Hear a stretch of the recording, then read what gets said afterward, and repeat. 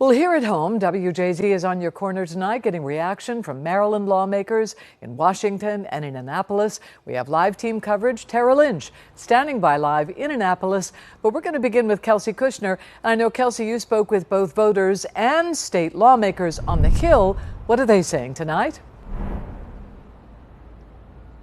Well, President Joe Biden went into this weekend adamant that he was going to remain in this race despite the mounting calls from lawmakers for him to step aside. So his decision today came as a shock to so many.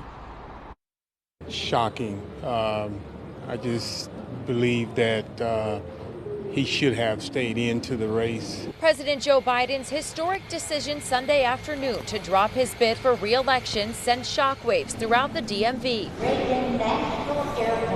I'm happy he did it. I think it'll help us win, and I think we need to win. The announcement comes after weeks of mounting pressure from Democratic lawmakers calling on Biden to step aside, including Congressman Jamie Raskin. Sunday night, Raskin backed Biden's decision and threw his support behind Vice President Kamala Harris. With Joe Biden as the heart and soul of our party and Kamala Harris coming out swinging against this ticket, we've got the recipe for victory. Support has been pouring in from the Democratic Party. Maryland Congressman Kweisi Mfume, who's worked closely with President Biden for over 3 decades, says he believes this decision was not easy for the president. His decision is a decision that he did not take lightly. I can assure you of that. And one also that he didn't just leave us with a decision, he left us also with a direction. Maryland Congressman Glenn Ivey says while the decision is not surprising, he believes it was the right choice to protect Biden's more than 50 years in government. I wanted him to run. I've been defending him, his decision to stay in the race pretty vigorously. Great president. I think we want to make sure we protect and defend his legacy. On the other side of the aisle, Maryland Representative Andy Harris said on X, Biden wasn't capable of running for a second term, adding, quote, he was right to drop out of the race. I think that we won't be starting from scratch. With the DNC around the corner, voters say time is ticking as to who will now lead the Democratic Party. What are we doing? What's the game plan here?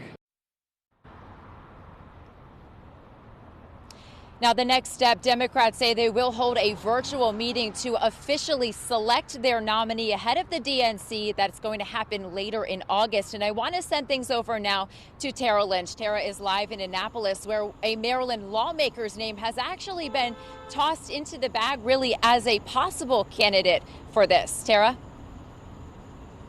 Kelsey, that's exactly right. Of course, the news from President Joe Biden was the main headline of the day. Lots of big questions still remain. The main one in that is who will be on the ticket with Kamala Harris if she does get that nomination from the Democratic Party. One name that has been tossed around, according to CBS News, is someone who lives just down the street from where I'm standing here in Annapolis. That's Maryland's Governor, Wes Moore. I think we all knew it was coming. Or expected it. I just wish he had done it earlier than this. I guess I could have seen it coming, probably. I think Kamala Harris would probably be a good replacement.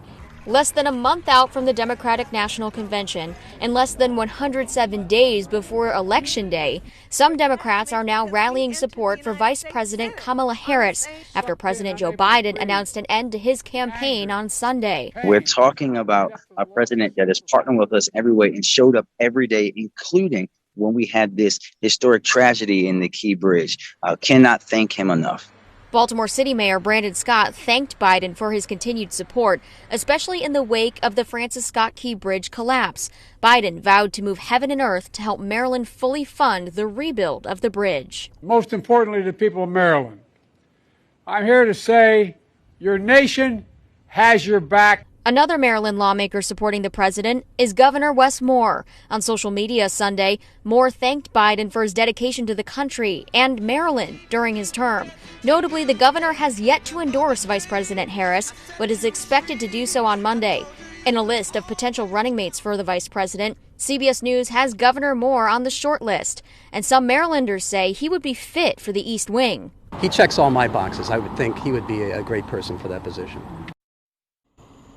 Lots of other Maryland Democrats are taking to social media, pledging their support to Vice President Kamala Harris as well as to current President Joe Biden. Among them include Bill Ferguson, of course, the state Senate president, as well as Adrian Jones, of course, the state Speaker of the House. Both of them are DNC voting delegates, and both of them have pledged their support to Kamala Harris for the nomination. We are expecting to hear more from Governor Wes Moore tomorrow with an official endorsement of Kamala Harris. For now, reporting live on your corner in Annapolis, Tara Lynch, WJZ.